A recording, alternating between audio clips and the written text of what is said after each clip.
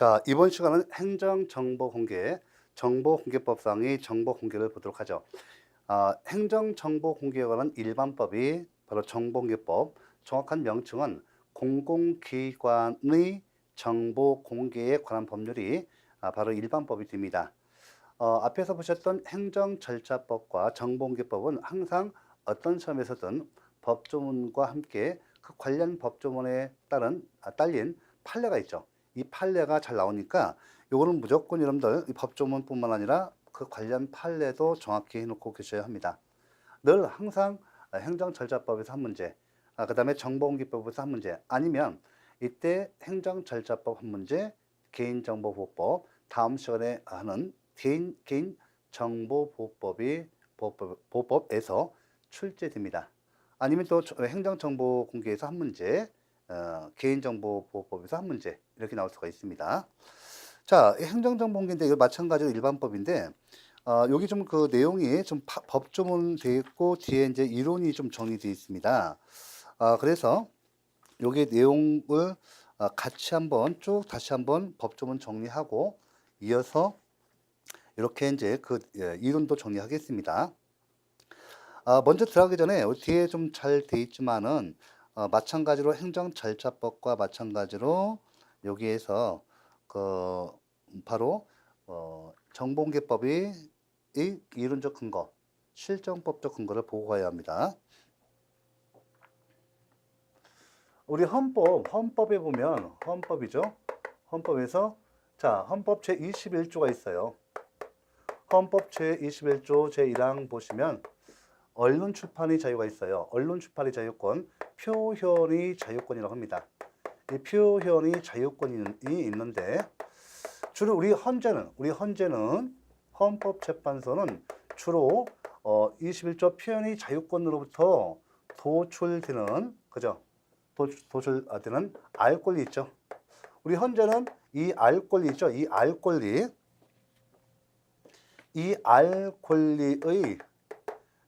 바로 이론적 근거가 바로 표현의 자유권으로부터 찾고 있습니다. 그러니까 헌법재판소는 주로 이 알 권리를 표현의 자유권으로부터 도출되는 권리다. 이건 중요하죠. 이 실체적 권리예요. 이건 실체적 권리입니다. 권리로서 인정되고 쉽게 말하면 구체적 권리예요. 구체적 권리가 됩니다. 이 알 권리 이 내용을 보시면 그렇죠. 정보를 갖다가 공개를 청구하고요. 바로 이제 여기 내용에 정보공개 정권이 들어있다는 얘기입니다. 정보공개 청구권이 들어가 있다는 내용입니다. 자, 이렇게 되죠. 이렇게 내용이 됩니다. 정보공개 정권이 내용이 들어갑니다. 또 요 알 권리 내용에 보면 정보를 공개 청구했다. 그러면 정보가 나한테 주어지죠. 그러면 정보 수령권, 그죠? 정보 수령권, 또 정보 수집권. 그러니까 지금 정보 공개 청구, 정보 공개 청구권, 수령권, 정보 수령권, 그다음에 정보 수집권. 이 세 가지 다 들어가요. 그래서 알 권리 내용에 의해서 이 정보 공개 정권이 인정되고 또 현행 정보공개법이 현행 정보공개법이 일반법으로 지정되기 이전부터 헌법재판소는 표현의 자유권으로부터 도출되는 파생적 권리인 이 알 권리에 근거해서 정보공개 정권을 인정하고 있었는데 이 정보공개법이 지정되면서 그렇죠. 헌법의 구체법이 행정법에 의해서 보다 더 명확하게 실정법상인 법률에 의해서 더 구체화됐다는 얘기죠. 이렇게 이 내용을 아셔야 합니다. 아시고 그럼 우리가 먼저 153페이지에 바로 법조문 정리 중요 조문에서 제2조 정의를 봐보세요. 여기 쭉 있는데 여기 제3호에 보면 정보란 나오죠. 네, 정보란 나옵니다. 정보 공개에서 정보 공개 대상이 되는 정보는 제1호 보세요. 정보란 공공기관이 직무상 작성 또는 취득하여 관리하고 있는 문서, 도면 사진, 필름, 테이프, 슬라이드 및 그 밖에 이에 준하는 매체 등에 기록된 사항을 말한다. 공개란 공공기관이 이 법에 따라 정보를 열람하게 하거나 그 사본 복제물을 제공하는 것 또는 전자정보법 제2조 10호에 따른 정보통신망을 통하여 정보를 제공하는 것을 말한다. 이 공개는 꼭 원본만을 갖다가 공개해야 하는 것은 아닙니다. 그 사본 복제물도 가능하다는 거. 이거 시험 잘 나와요. 꼭 원본만을 갖다가 그 공개하는 것은 아닙니다. 이 사본이라든지 복제물도 가능해요. 꼭 아셔야 하고, 그 다음에 공공기관인데 이 공공기관과 관련해서 시험 잘 나와요. 최근 가나다라 에서 이쪽에 법 개정이 있었습니다. 그래서 국가기관하면 국회, 법원, 헌재, 중선위, 중앙행정기관으로서 대통령과 국무총리 소속기관을 포함하고요. 그 소속기관, 행정기관 소속위원회의 설치 운영에 관한 법률에 따른 위원회, 지방자치단체, 그 다음에 공공기관의 운영에 따른 법률 제2조에 따른 공공기관, 그 밖에 대통령령으로 정하는 기관 있죠. 여기서 보면 그 밖에 대통령령으로 정하는 기관에서 사립대학교 등 다 들어가요. 사립대학교도 이 공공기관에 들어갑니다. 아시겠죠? 예. 그 다음에 판례 관계에서 이 사립대학교도 공공기관은 정보공개법상 정보공개 대상이 되는 공공기관에 해당되고, 그 다음에 그 사립대학교도 여러분들 공공기관으로서 정보공개를 해야 하는데, 자기가 이렇게 받은 국가로부터 보조금을 받는 국가로부터 지원을 받는 범위 내에서만 정보공개를 해야 하는 것은 아니고 그 이외에 다 해야 돼요. 일반적인 정보공개 기관으로 공공기관으로 보고 있습니다. 이게 판례 입장이니까 이것도 보셔야 돼요. 올해 시험 나왔어요. 적용 범위 보세요. 정보의 공개에 관하여는 다른 법률에 특별한 규정이 있는 경우를 제외하고는 이 법에서 정하는 바에 따른다. 예, 그죠? 그 다음에 제2항 지방자치단체는 그 소관 사무에 관하여 법령의 범위에서 정보 공개에 관한 조례를 정할 수 있다. 그죠? 됐고, 제5조 정보 공개 청구권자에서 모든 국민은, 자, 모든 국민인데 이때 모든 국민 동반한 쳐보세요. 이 모든 국민은 또 보시면 행정절차법상의 정보공개 청구권자하고 정보공개법상의 정보공개 청구권자하고 차이가 있어요. 여기 좀 모든 국민 동반해 주시고요. 우리 정보공개법상 정보공개 청구권자는 두 가지가 있어요. 개별적 정보공개 청구권, 정보공개 청구권, 요거 인정되고요. 그 다음에 일반적 정보공개 청구권 인정됩니다. 이게 인정돼요. 차이점이 뭐냐면 이건 이해관계가 있는 국민이고요. 이건 이해관계가 없는 일반 시민단체 있죠. 이해관계가 없는 일반 시민단체, 시민들에게도 인정된다는 거예요. 그럼 정보공개법상의 정보공개 청구는 이와 같이 모든 국민. 모든 국민. 됐죠? 그런데 행정절차법상이죠. 행정절차법상 정보공개 청구권. 요거는 이해관계에 있는 국민에게만 인정돼요. 이해관계가 있는 국민에게만 인정됩니다. 차이점 있죠? 이것도 처음 올해 나왔어요. 그 다음 외국인도 일정한 경우, 외국인은 원칙적으로 정보공개 청구권이 인정되지 않지만 일정한 경우, 예외적인 경우 국내 주소등이 있는 경우에는 예외적으로 들 수 있습니다. 그 다음에 저 154페이지에 행정정보의 공표 등이 있어요. 요거 내용 보시면 돼요. 이렇게 보시고, 제9조 비공개 대상 정보가 매우 중요합니다. 제9조 비공개 대상 정보가 매우 중요한데, 그죠? 여기 보시면 제1항 보세요. 공공기관이 보유 관리하는 정보는 공개 대상이 든다. 다만 다음과 같고의 어느 하나에 해당하는 정보는 공개하지 않을 수 있다. 이 중요하죠. 제1호부터 8호까지 무조건 숙지되어 있어야 돼요. 요거와 관련된 판례가 매우 중요합니다. 최근 올해도 그렇고 작년도 그렇고 이 비공개 대상 정보 인정 여부 판례가 매우 중요하니까 중요하죠. 꼭꼭 기억하셔야 돼요. 공부 별도로 하셔야 합니다. 그 다음에 제10조 정보공개의 청구 방법 보세요.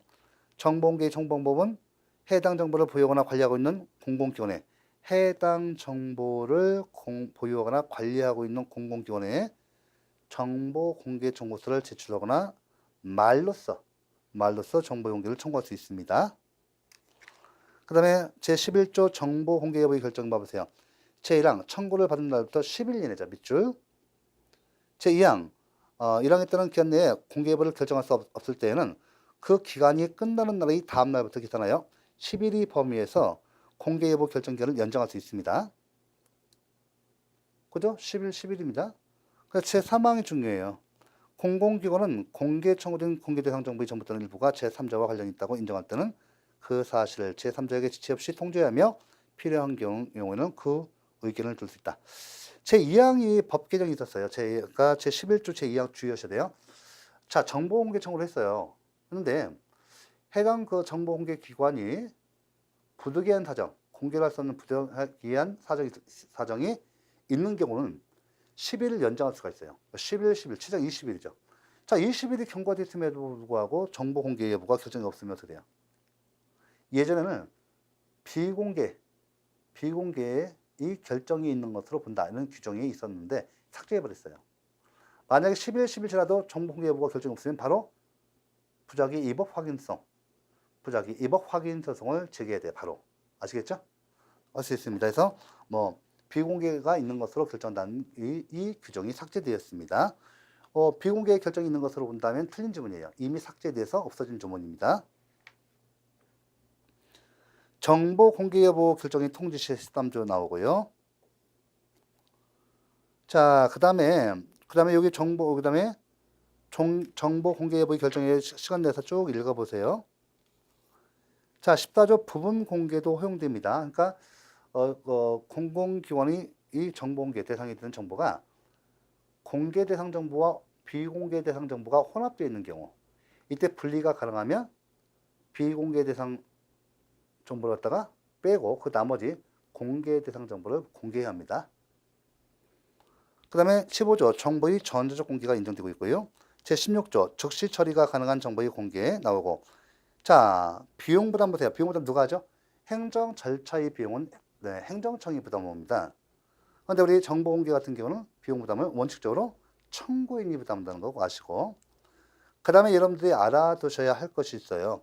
그 다음에 여러분들이 알아두셔야 할 것은, 자, 정보 공개 대상 여부에 대해서, 그죠? 불복 부지제도. 여기는 제18조 2의 신청이 있고요. 그러니까 이거 좀 써놓으셔야 돼요.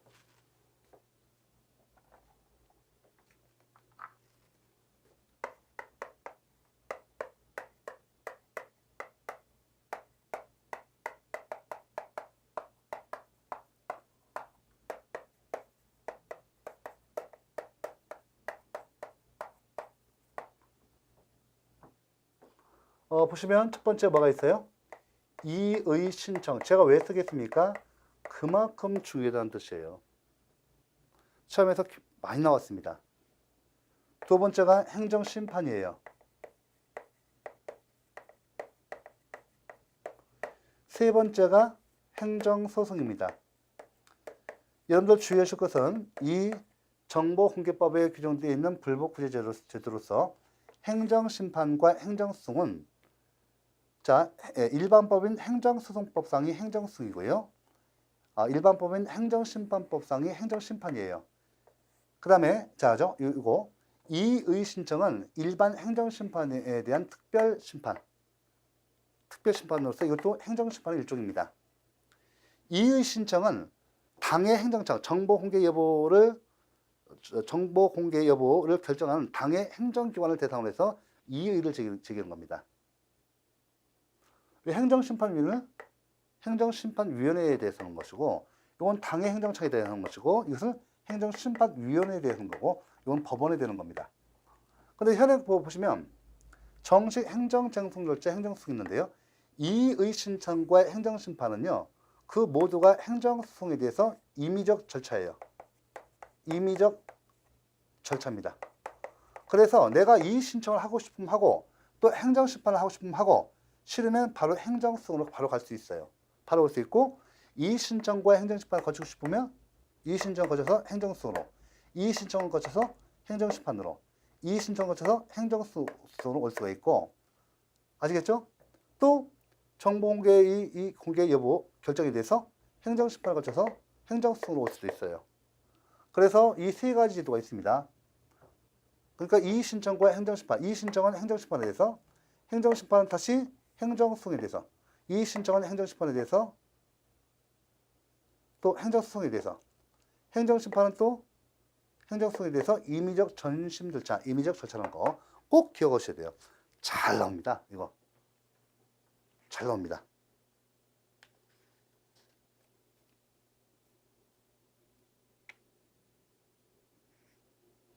여기 이의신청 좀 봐볼까요? 지난 부분 157페이지에 정보 공개 여부의 결정 통지를 받은 날 또는 정보 공개 청구 후 20일이 경과한 날부터 30일 이내에 해당 공공기관의 문서로 이의 신청을 할 수 있다. 됐습니까? 제2항 국가기관 등은 제1항에 따른 이의 신청이 있는 경우에는 심의회를 개최해야 한다. 다만 다음 각호의 어느 하나에 해당하는 경우에는 개최하지 않을 수 있다. 심의의 심의를 이미 갖춘 경우 단순 반복적인 청구, 법령에 따라 비밀로 규정된 정보에 대한 청구. 자, 제3항 공공기관은 이의 신청을 받은 날부터 며칠 이내, 밑줄 7일 이내에 그 이의 신청에 대해서 결정하고 그 결과를 청구인에게 지체 없이 문서로 통지해야 한다. 다만 부득이한 사유로 정해진 기간 이내에 결정할 수 없었을 때에는 그 기간이 끝나는 날의 다음 날부터 계산하여 7일의 범위에서 연장할 수 있습니다. 자, 그 다음에 제3 공공기관은 이의 신청을 각각 또는 기각하는 결정을 한 경우에는 청구인에게 행정심판 또는 행정소송을 제기할 수 있다는 사실을 결과 통지와 함께 알려야 한다. 이렇게 되어 있고요. 자, 제19조 행정심판 봐보세요. 청구인이 정보 공개와 관련한 공공기관의 결정에 대해서 불복이 있거나 정보 공개 청구 후 20일이 경과하도록 정보 공개 결정이 없는 때는 행정심판법에서 정하는 바에 따라서 행정심판을 청구할 수 있습니다. 그 다음에 7급에서는 조금 어려운 문제 나오는데요. 이 경우 국가기관 및 지방자치단체 외의 공공기관의 결정에 대한 감독 행정기관은 관계 중앙행정기관의 장 또는 지방자치단체의 장으로 정한다. 청구인은 이의 신청 절차를 거치지 아니하고 행정심판을 청구할 수 있다. 그죠? 네, 됐죠? 요 이의 신청을 거쳐야만이 행정심판을 청구할 수 있다면 틀린 질문이에요. 많이 나왔습니다. 3항 행정심판위원회의 위원 중 정보 공개 여부의 결정에 관한 행정심판에 관여하는 위원은 재직 중은 물론 퇴직 후에도 그 직무상 알게 된 비밀을 누설하여서는 아니 된다. 행정소송 봐보세요. 제1항 청구인이 정보 공개와 관련한 공공기관의 결정에 대해서 불복이 있거나 정보 공개 청구 후 20일이 경과하도록 정보 공개 결정이 없는 때에는 행정소송법에서 정하는 바에 따라 행정소송을 제기할 수 있다. 제가 말씀드렸죠. 이렇게 일반 우리 행정심판법상의 행정심판, 행정소송법상 행정소송이다. 이렇게 해놓으셔야 돼요. 뭐 우리 일반법인 행정소송법 이외의 다른 특별한 그 소송 제도가 아닙니다. 기억하셔야 하고. 그 다음에 제21조 158페이지 봐보세요. 제3자의 비공개 그 요청이 있습니다. 자, 제11조 3항에 따라 공개 청구된 사실을 통지받은 제3자는 그 통지를 받은 날부터 며칠 이내, 안 가려야 돼요. 며칠? 7일, 3일 틀립니다. 꼭 7일 될 것 같아요. 3일 이내에 제3자니까 3일 아닙니까? 예. 제3자니까 3일 이렇게 암기하십시오. 해당 공공기관에 대해서 자신과 관련된 정보를 공개하지 않을 것을 요청할 수 있다. 그 다음에 제1항에 따른 비공개 요청에도 불구하고 공공기관이 공개 결정을 할 때는 공개 결정 이유와 공개 실시를 분명히 밝혀 지체 없이 문서로 통지하여야 하며 제3자는 해당 공공기관에 문서로 이의 신청을 하거나 행정심판 또는 행정소송을 제기할 수 있다. 이 경우 이의 신청은 통지를 받은 날부터 7일 이내에 해야 한다. 제3항 공공기관은 제2항에 따른 공개 결정일과 공개 실시일 사이에 최소한 며칠? 30일이 간격을 둬야 한다. 꼭 기억하세요. 21조도 법조문 아셔야 돼요. 그 다음에 여러분들 그 22조는 뭐와 관련돼서 중요하겠습니까? 22조는. 예. 여러분들 정보공개위원회는 어느 기관 소속으로 설치합니까? 꼭 기억하세요. 정보공개위원회는 행정자치부 장관 소속해야 됩니다. 국무총리는 틀려요. 국무총리 수석하면 틀립니다. 정보공개위원회는 행정자치부 장관 수석으로 이렇게 둡니다. 설치합니다. 자, 이어서 우리 공공기관의 정보 공개에 관한 법률이 중요한 내용을 보도록 하죠. 자, 이어서 공공기관의 정보 공개에 관한 법률이 중요한 내용 다시 한번 보죠. 정보 공개 정권자와 정보 공개 의무자 됐죠. 모든 국민 나오죠. 모든 국민은 말씀 앞에서 든 대로 행정절차법상의 정보공개 정권은 이해관계인이 있는 바로 정보공개 정권, 이해관계인에게만 정보공개 정권을 인정합니다. 그런데 우리 정보공개법상의 정보공개 정권자는 모든 국민이에요. 그래서 우리가 이해관계가 있는 개별적 정보공개 정권, 이해관계가 없는 국민에게도 인정되는 일반적 정보공개 정권 다 인정됩니다. 여기 보면 그 아주 좋은 내용 있네요. 정보공개 의무자는 국가기관 및 그 소속기관, 지방자치단체, 공공기관의 운영에 관한 법률 제2조에 따른 공공기관, 그 밖에 대통령령으로 정하는 기관 등을 말한다. 판례 한국증권협회 나오죠? 중요해요. 이거 올해 처음 나왔어요. 한국증권업협회. 자, 지난 부분. 공공기관의 정보공개에 관한 법률 시행령 제2조 제4호의 특별법에 의해서 설립된 특수법인에 해당한다고 보기 어렵다. 이런 판례를 정확히 해야죠. 한국증권협회 이것은 정보공개 대상이 대상이들은 공공기관이 아니라고 본 겁니다. 그 다음에 공개정보와 비공개정보가 나오잖아요. 요 내용이 있는데 자 보세요. 공개정보 요즘에 반드시 원본일 필요는 없잖아요. 그죠? 다만 이때 정보는 공공기관이 보유 관리하고 있는 정보에 한정되죠. 그러니까 지금 현재 보유 관리하고 있는 정보가 아니라고 한다면 정보 공개를 할 수가 없지 않습니까? 그래서 정보는 공공기관이 보유 관리하고 있는 정보에 한정하고 문서의 경우 반드시 원본일 필요는 없고 사본 복제물도 가능하다. 잘 나오고. 자, 비공개 정보인데요. 판례 1번 보시면 국가정보원이 그 직원에게 지급하는 현금 급여 및 월출상에 관한 정보는 비공개 대상 정보인 다른 법률에 의해서 비공개 사항으로 규정된 정보에 해당한다. 맞죠? 예. 이거 실놓고 판례 2번 이거 잘 나옵니다. 1번도 잘 나오고 2번도 잘 나와요. 보안관찰법 소정의 보안관찰 관련 통계 자료는 자 이거죠. 그 지난 부분 위 정보는 공공기관의 정보공개에 관한 법률 제7호 제1항 제2호 소정의 공개될 경우 국가안전보장, 국방, 통일, 외교 관계 등 국가의 중대한 이익을 해할 우려가 있는 정보 또는 제3호 소정이 공개될 경우 국민의 생명, 신체 및 재산의 보호 기타 공공의 안전과 이익을 현저히 해할 우려가 있다고 인정되는 정보에 해당한다. 한마디로 비공개 대상 정보라는 거죠. 중요합니다. 보안 관찰 관련 통계 자료. 그 다음에 판례 3번 수사 기록 중의 의견서, 보고 문서, 메모, 법률 검토, 내사 자료 등이 이에 해당한다. 됐죠? 해당하고요. 자, 이거 보시면 판례 3번도 같이 볼까요? 보시면 한마디로 판례 3번은 뭐예요? 수사 기록 중의 의견서, 보고문서, 메모, 법률검토, 내사 자료 등은 비공개 대상 정보에 해당한다는 뜻이죠. 그러니까 옆에 좀 판례가 판결 요지가 잘 정리되어 있습니다. 이거 참고해서 꼭 보시기 바랍니다. 자, 판례 4번 공적심사위원회죠. 자, 공적심사위원회. 자, 공개될 경우 업무의 공정한 수행에 천저한 지장을 초래한다고 인정할 만한 상당한 이유가 인정되는 정보에 해당한다. 자, 여기 보시면 이제 요건 이제 공적심사위원회의 회의록에 공개된 건데 왼쪽에 그 날개 보시면 공적심사위원회의 회의록은 비공개 대상 정보에 해당한다. 중요해요. 그 다음에 판례 5번도 요즘만 볼까요? 자, 요즘 보세요. 판례 5번 지난 부분 다시 한번 볼게요. 불기소 처분 기록 중 피의자 신문서 등에 기재된 피의자 등의 인적사항 이외의 진술 내용 비공개 대상 정보에 해당한다. 판결 요지 참고해서 보시고 그 다음에 판례 6번 방송 프로그램의 기획, 편성, 제작 등에 관한 정보로서 방송사가 공개하지 아니한 것은 자 법인 등의 경영, 영업상 비밀에 관한 사항에 해당할 뿐만 아니라 그 공개를 거부할 정당한 이익도 있다고 보야 한다. 이렇게 해서 정리해 놓으시기 바랍니다. 좀 판례가 좀 잘 됐네요.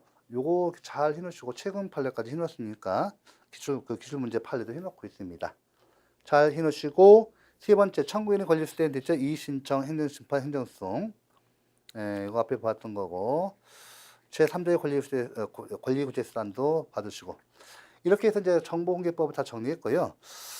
그 다음에 개인정보보호법이죠. 예, 개인정보보호법.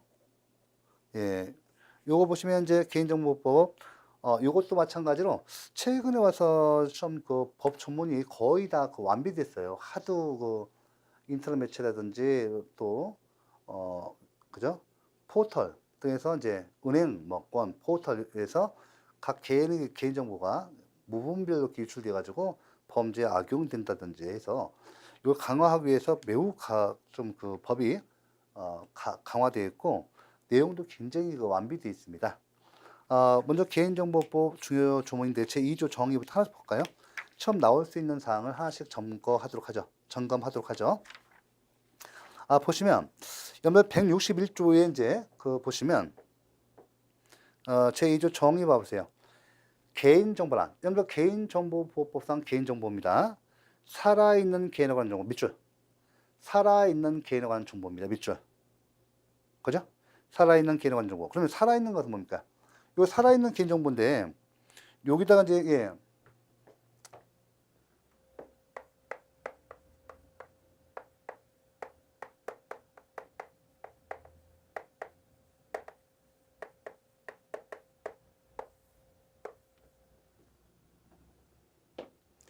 살아있는 그렇죠. 살아있는 개인정보예요. 살아있는 개인정보니까 어때요, 여러분들? 이거 어떻습니까? 이거 그러면 법인 돼, 안 돼요? 법인은 안 돼요. 살아있는 개인 누구예요? 자연인을 말해요. 자연인. 우리 생명과 신체를 가진 자연인. 또 여기 사자 돌아가신 분이요. 사자도 안 되죠. 법인도 안 되고 사자도 안 돼요. 돌아가신 분은 안 됩니다. 그 다음에 처리 나오고 정보주체, 개인정보 파일, 개인정보 처리자, 개인정보 처리자. 공공기관도 해놓으시고요. 그 다음 7번 영상정보 7호죠. 영상정보 처리 기기 꼭 알아두시고요. 제3조 봐보세요. 제3조 개인정보 보호 원칙이죠. 자, 제1항 봐보세요. 최소한의 개인정보만을 적법하고 정당히 수집해야 한다. 자, 행정법 일반 원칙에서 최소 침해 원칙, 비례 원칙 내용이죠. 그 다음에 제2항, 제3항, 4항, 5항, 6항, 7항 봐보세요. 개인정보 처리자는 개인정보의 익명 처리가 가능한 경우, 익명에 의해서 처리될 수 있도록 해야 한다. 그죠? 그래서 개인정보 보호 원칙, 보호원. 네.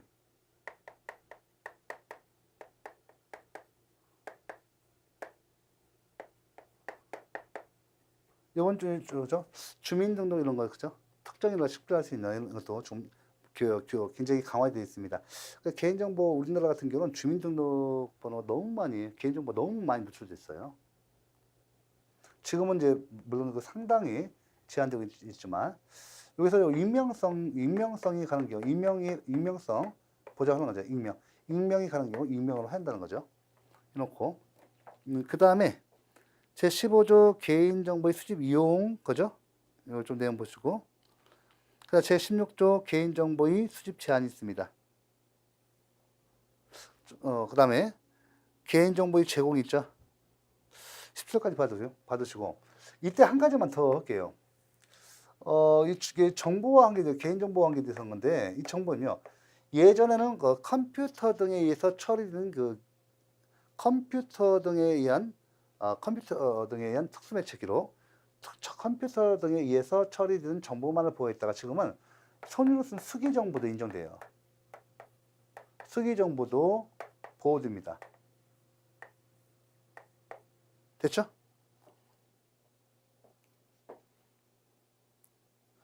자, 됐고요. 여기 164쪽 봐보세요. 164쪽. 민감 정보의 처리 제한. 이거 봐보세요. 제1항 봐보세요. 요 질문은 시험 여러 번 나왔습니다. 개인정보 처리자는 사상, 신념, 노동조합, 정당이 가입, 탈퇴, 정치적 견해, 건강, 성생활 등에 관한 정보, 그 밖에 정보 주체의 사생활을 현저히 침해할 우려가 있는 개인정보로서 대통령령이 전한 정보, 이하 민감정보, 민감정보죠. 민감정보. 요 보호기둥이 있고요. 그 다음에 민감정보의 처리 제한 있고 제24조 뭐가 있어요? 고유식별 정보의 처리 제한. 자, 보시면 이제 제24조 1항만 볼게요. 개인정보 처리자는 다음 각 호의 경우를 제외하고는 법령에 따라 개인을 고유하게 구별하기 위해서 부여진 식별정보로서 대통령령으로 정한 정보를 처리할 수 없습니다. 네, 여기 1호와 2호만 제1호, 2호를 제외한 나머지는 안 돼요. 그 다음에 주민등록번호 처리 제한이 하도 이제 문제되니까 따로 별도로 빼가지고 이렇게 한 거예요. 그러니까 주민등록번호 처리 제한.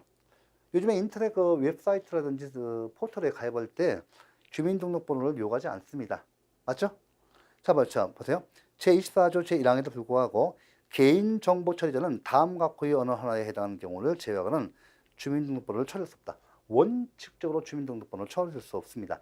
요 규정 때문에 웹사이트 포털에서 이 주민등록번호를 요구하지 않는 겁니다. 제1호 보세요. 이런 경우 제외하는 거죠. 자, 법률, 대통령령, 국회 규칙, 대법원 규칙, 그 다음에 헌법재판소 규칙, 중앙선거관리위원회 규칙, 감사원 규칙에서 구체적으로 주민등록번호의 처리를 요구하거나 허용한 경우, 그 다음에 정부 주체 또는 제3자의 급박한 생명, 신체, 재산의 이익을 위해서 명백히 필요하다고 인정되는 경우, 제1호, 제2호에 준하여 주민등록번호 처리가 불가피한 경우로서 안전행정부령으로 정하는 경우, 예외적인 경우가 있죠. 그 다음에 제34조 개인정보 유출 통지. 예전에 은행권이죠. 은행권으로부터 국민은행도 그렇고, 포털, 3대 포털이죠. 거기에서도 개인정보가 유출됐다고 통지가 온 적도 있습니다. 예, 그 다음에 제34조 2 보세요. 과징금이 부과등. 그 다음에 제35조 개인정보 일람. 개인정보 열람 청구. 열람이 뭔지 아시겠죠? 보는 거지 않습니까? 이게 보는 거. 그 다음에 36조 개인정보의 정정 삭제 청구권. 그렇죠? 이런 예를 어떤가요? 자, 제가 예를 들면 이 개인정보법 이런 법이 실무적으로 굉장히 또 현실적으로 유용합니다. 무슨 얘기인가 하면 갑이라는 그 분은요. 전업주부였어요. 결혼하고 나서 집에서 이제 살림하시고 아이를 키웠잖아요. 중요한 일이죠. 매우 중요한 일이죠. 근데 이 사람이 이제 그 아이들이 다 크고 뭐니까 집에만 있으면 무료지 않습니까? 아이들도 뭐 중고등학교만 가도 머리 컸다고 이제 엄마 아빠 필요 없다고 이제 독립하려고 준비하지 않습니까? 간섭하지 말라고 자꾸 반항하고. 그 사춘기 지나서 이제 그렇게 들은 건데, 반쪽한 거죠. 근데, 이제 간혹 가다 보면 이제, 그래서 이제 아이들이 더 커가지고 이제 집에 있으면 무료니까. 그래서 이제 그냥 취업을 하고 싶어서, 그죠? 가정주부인데 뭐 40, 50대니까 아이들 다 대학 가고 오니까 취업 이제 좀 하고 싶어서, 취업 원서를 내기 시작했습니다. 근데, 2, 30년 만에, 3, 40만 애들 다 커가지고 이제 냈는데, 아예 가는 곳마다 이렇게 계속 다 낙방이에요. 연락선 없습니다. 그래서 좀 처음에는 이제 한 번, 두 번, 세 번, 네 번 이렇게 했는데 다 낙방됐어. 아이 그러니 뭐 20년, 30년, 30년째 다 쉬고 있는데 또 나이도 먹고 오는데 뭐 쉽겠지. 취업 쉽겠어 이렇게 생각한 거 있는데 요게 이제 어떻게 된가면 한 9번, 10번 넘어오는데도 9번, 10번째도 안 와요. 아예 연락이 안 옵니다. 아예 연락이 안 온다. 그건 좀 뭔가 좀 사람이 의아스럽다는 의아하게 좀 생각되겠죠. 그래서 참 이상하다. 왜 나는 한 번도 안 온 거야? 다른 사람 내면 족족 옵니다. 연락이. 그래도 다 연락 오는 경우 많아요. 근데 이 사람은, 갑이란 분은 전혀 연락이 안 와요. 그래, 이상하다 생각하고 마지막 낸 그 해당, 업체에다가 문의를 했어요. 아니, 다른 사람들은 취업 원서를 내면 그래도 한두 번씩이라도 연락이 오는데 나는 왜 한 번도 9번, 10번째 냈는데 연락이 안 옵니까? 왜 연락 안 줍니까? 그러니까 담당자가 뭐라고 합니까? 아니, 그거 모르셨어요? 아니, 거기가 전과 기록이 있었어. 전과 기록이 있습니다. 신원조회 해보니까 전과 기록이 있습니다. 절도죄. 절도죄. 그래가지고 깜짝 놀랐죠. 이 사람은 전혀 그런 뭐 절도 흔적이 없고 전업주로서 아이를 잘 키우고 집에서 다 이렇게 가정살림 잘 했지 않습니까? 그럼 이 사람은 어떻게 돼요? 기가 막히죠? 그럼 이 사람은 어떻게 돼요? 신원조회는 경찰에 합니다. 경찰 그 전산망 좀 조심하셔야 돼요. 일반 행정기록에는 그 전과 기록이 잘 안 나와요. 근데 몇 년 지나면 이제 소멸시효가 아니라 일정 기간 지나면 그 삭제되는데 경찰 전산망은 다 나와요. 그래서 취업할 때 우리 집에 그죠? 우리 집에 들어오는데 도둑 들으면 안 되죠. 도둑님이 양상군자가 들으시면 안 돼요. 이런 경우 어떻습니까? 그렇죠. 신원조회 다 해봐야죠. 이런 경우 이 갑이라는 그 주부는 전업주부는 이제 취업을 하려고 하는데 어떻게 돼요? 이 사람은 어떤 개인적 공권을 행사해야죠?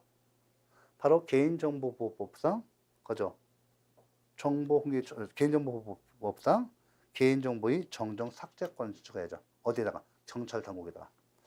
경찰에 연락해서 바로 개인정보 정정 삭제 청구권을 행사했습니다. 먼저 개인정보 열람 청구권, 열람해달라. 봤죠. 보고 나서 보니까 나는 전혀 범죄 사실이 없는데 동명이인이 있던 거예요.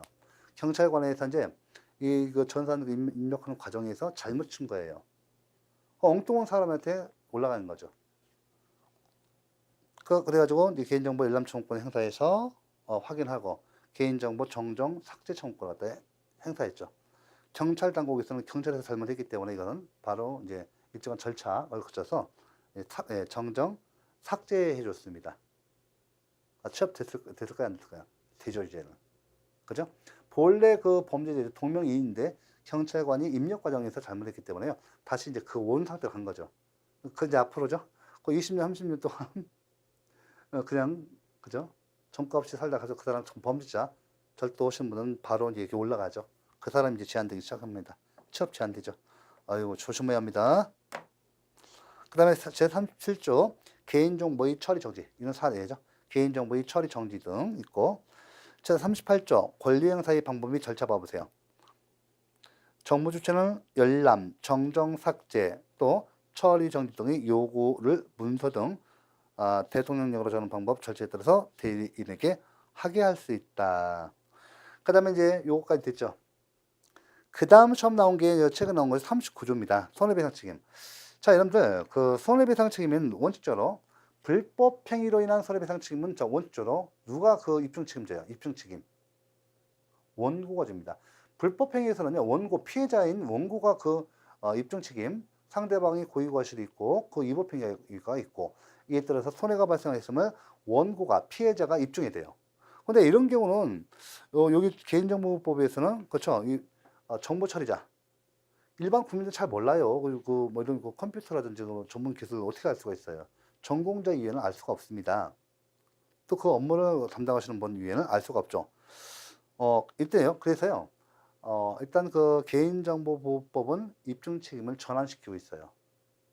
입증 책임을 전환시키고 있다. 매우 중요합니다. 그래서 이게 법 조문이 두 번 참 나왔습니다. 166쪽에 제 39조 봐보세요. 손해배상 책임 봐보세요. 정보 주체는 개인정보 처리자가 이 법을 위반한 행위로 손해를 입으면 개인정보 처리자에게 손해배상을 청구할 수 있다. 정보 주체는 피해자죠. 개인정보 처리자가 이 법을 위반한 행위로 손해를 입으면 개인정보 처리자에게 손해배상을 청구할 수 있다. 개인정보 처리자에게. 자, 돼요? 자, 이 경우, 그 다음 제 2문이 중요합니다. 이 경우, 그 개인정보 처리자는 가해자죠. 개인정보 처리자는 자기 고의 또는 과실이 없음을 입증하지 아니하면 책임을 면할 수 없다. 어이고야, 이거 고의 과실 중간적 요소인 심리를 갖다가 입증하는 것은 매우 어렵습니다.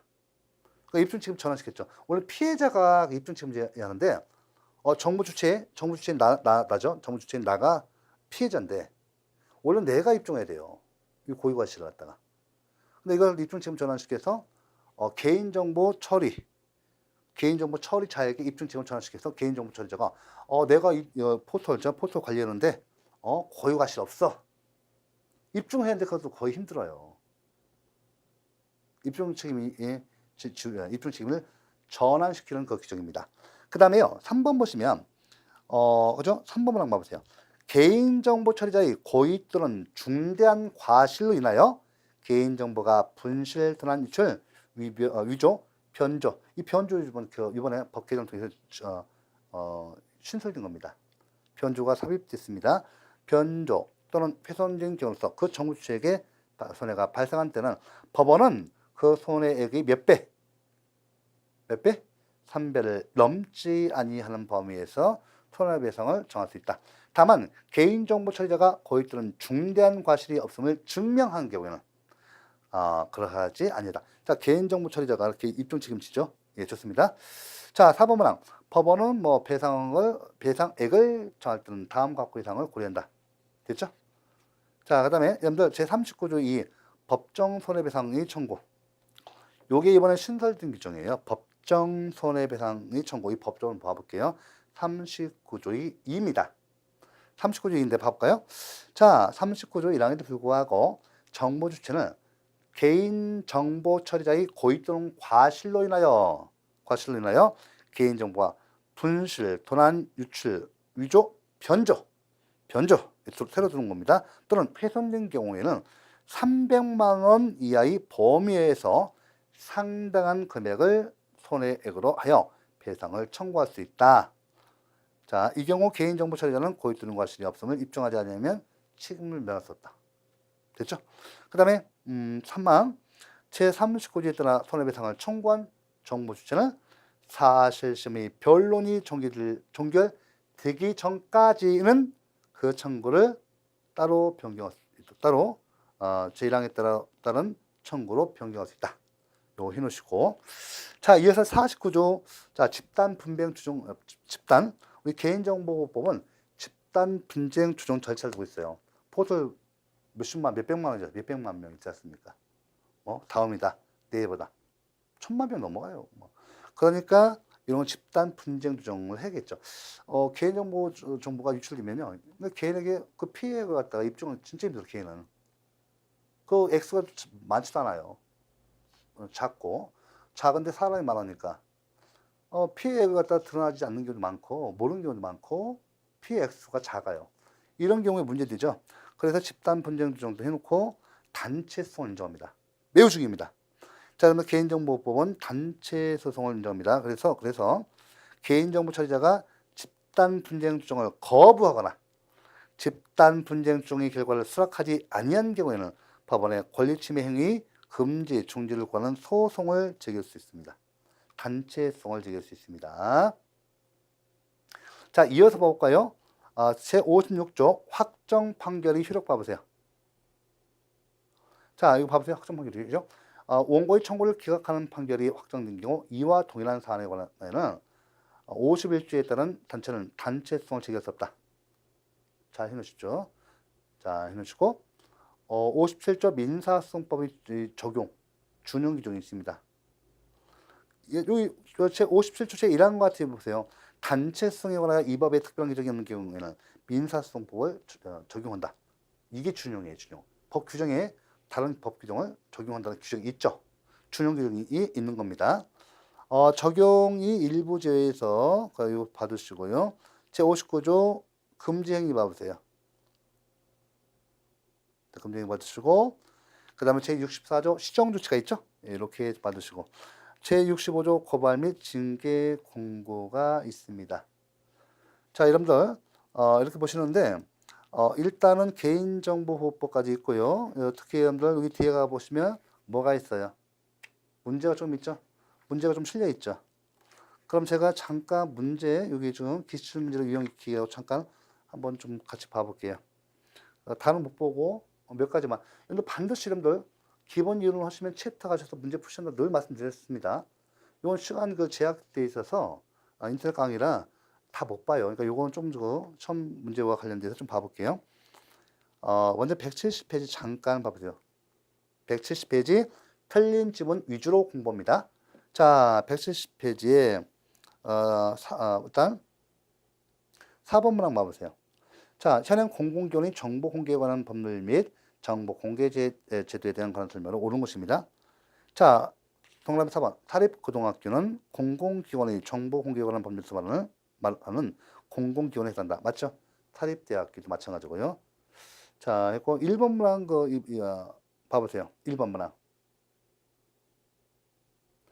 1번은 자, 왜 틀려요? 무분별한 공개 청구를 제한하기 위해서 공개를 청구하는 정보에 직접 관련이 있는 이해관계인만이 정보 공개를 청구할 수 있도록 규정하고 있다. 이거 틀렸죠? 정보공개법상 이 정보공개 청구자는 모든 국민이에요. 이 모든 국민으로서 자, 이해관계가 있는 국민으로서 개별적 정보공개 청구권이 인정되고, 그죠? 이해관계 없는 일반 시민단체나 시민에게 인정하는 일반적 정보공개 청구권이 인정된다. 그래서 1번 이렇게 해서 틀리는 거예요. 행정절차법상의 정보공개 청구권은 누구만 가능해요? 누구만? 이해관계가 있는 국민. 그러니까 행정절차법상 정보공개 내용 규정이 있어요, 없어? 있어요. 행정절차, 행정처분 기준이 설정 공표. 행정처분 기준이 설정 공표가 있죠. 이거 우리 국민들이 요구할 수 있습니다. 행정처치법이 규정하도록 했고 우리 국민들이 그걸 공개하도록 요구하면 줘야 돼요. 자, 됐고 1번 틀렸죠. 2번 문항 봐보세요.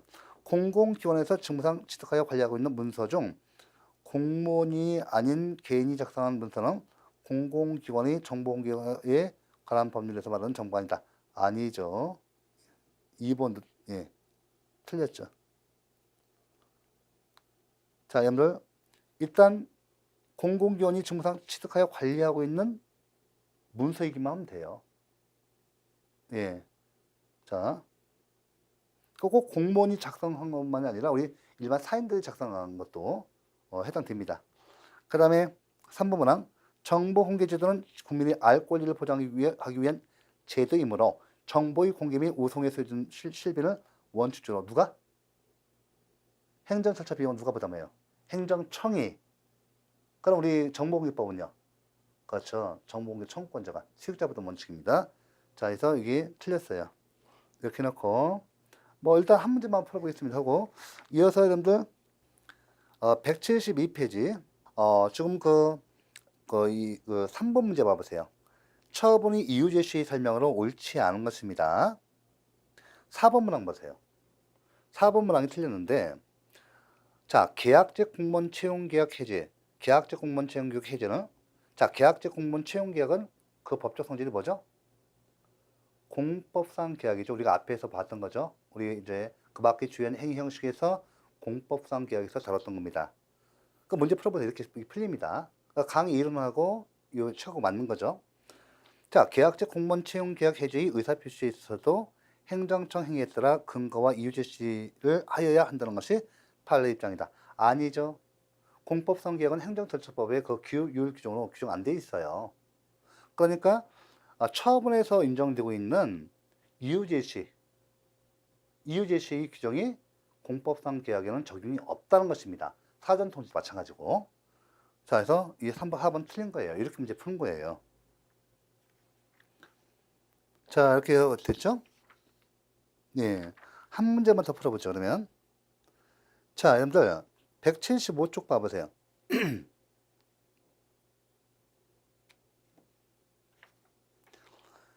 자, 8번 봐보세요. 8번. 175페이지 8번. 행정절차법상 불이익처분 시 의견 제출 절차에 관한 설명으로 옳지 않은 것은 자, 행정절차법상 불이익처분 절차에 적용되는 특이한 규정이 두 가지 있죠. 사전 통지하고 또 뭐가 있어요? 의견 청취제도. 의견 청취는 청문이나 공청회, 청문 공청회 의견 제출도 있고 청문이나 공청회를 하지 아니하는 경우는 반드시 의견 제출의 기회를 주어야 한다. 자, 이걸 전제로 해서 문제를 풀어볼게요. 175쪽에 8번에 2번이 틀려요. 의견 제출을 위하여 당사자 등은 행정절차법에 의해서 당해 사안의 조사 결과에 관한 문서, 기타, 당해 처분과 관련되는 문서의 열람 또는 복사를 요청할 수 있다. 자, 문서의 열람 복사 청구권은 제가 분명히 의견 청취 제도에서 어디에만 인정된다고 했어요. 청문, 공청회, 의견 제출 중에서 청문회만 인정된다. 그래서 그 범위가 너무 문서 열람 복사 청구권이라는 개인적 공권을 청문회만 인정하니까 지나치게 좁게 인정한다는 비판이 있다라고 말씀드렸어요. 자, 됐죠? 그래서 8번의 답이 2번이 되는 겁니다. 이렇게 문제를 풀어주시면 돼요, 여러분들. 그래서 일단은 이렇게 좀 봤고, 여러분들 07번 한 문제만 더 보고 끝내겠습니다. 이번 시간. 공공기관의 정보 공개에 관한 법률이 규정하고 있지 않는 내용. 보시면, 자, 1번 봐세요. 모든 국민은 정보의 공개를 청구할 권리를 가진다. 맞지요? 2번 문항. 공공기관은 의사결정 과정 또는 내부 검토 과정에 있는 사항으로서 공개될 경우 업무의 공정한 수행에 현저한 지장을 초래한다고 인정할 만한 상당한 이유가 있는 정보는 이를 공개하지 않을 수 있다. 봤죠? 예, 시험 문제 나왔어요. 4번 문항. 행정성에서 재판장은 필요하다고 인정하는 때는 당사자를 참여시키지 아니하고 제출된 공개 청구 정보를 비공개로 열람 심사할 수 있다. 법조문이 있어요. 자, 3번 문항 틀렸죠? 자, 청구인이 정보 공개와 관련한 공공기관의 처분에 대해서 행정소송을 제기하고자 하는 때는 먼저 이의신청 및 행정심판을 거쳐야 한다. 맞아요, 틀려요? 이의신청과 행정심판 절차는 제가 분명히 행정소송에 대해서 임의적 절차다. 이건 꼭 거쳐야 한대요. 그래서 틀린 질문이 되겠습니다. 자, 이번 시간 이것으로 정리하고요. 수고 많으셨고요. 이렇게 해서 행정과정의 교육까지 다 끝났습니다. 네, 수고하셨습니다.